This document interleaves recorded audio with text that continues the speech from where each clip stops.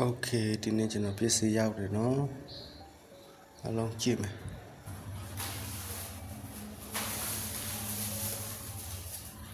Okay ဒါတော့ကျွန်တော်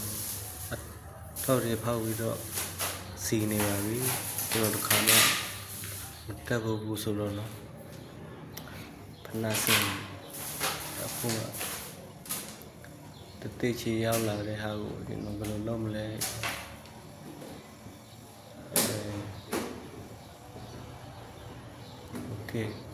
ခဲတော့မခဲပါဘူးပေါ့နော်ဒါပေမဲ့ကိုယ့်အတွက်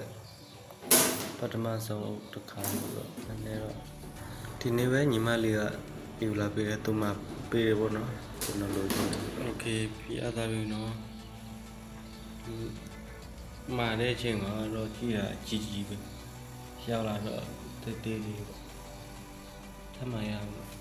ဘနာနဲ့ဆုံးပဲထားလို့ရ